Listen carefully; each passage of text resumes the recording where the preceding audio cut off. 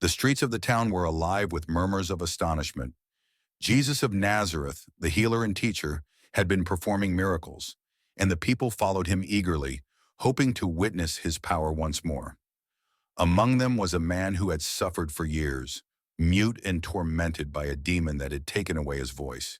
His eyes were filled with silent desperation, his movements restless and troubled. The demon within him had bound him in chains of oppression, keeping him from speaking, keeping him from crying out for help. His friends, seeing Jesus in the distance, seized the opportunity. They gently but urgently led the mute man forward, bringing him to the one they believed could heal him. The crowd fell silent, watching in anticipation. Jesus looked at the man, his eyes full of compassion. He could see the torment within, the unseen battle raging inside. Without hesitation, he raised his hand and rebuked the demon, his voice carrying authority that echoed through the air. The unseen force within the man shrieked in silent agony, unable to withstand the power of the Son of God. At that very moment, the demon was cast out, fleeing from the man like a shadow chased away by the rising sun. And then suddenly, the man's lips trembled. He gasped.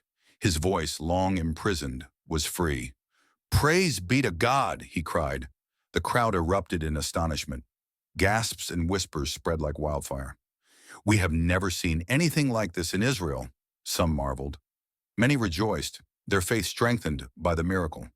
But among the crowd stood the Pharisees, their faces darkened with skepticism and jealousy. Instead of acknowledging the power of God, they sneered, whispering among themselves. "He casts out demons by the power of the Prince of Demons," one muttered. Their hearts, hardened by pride, refused to see the truth standing before them. But Jesus did not argue. He simply continued his work, healing, restoring, and bringing light to those trapped in darkness.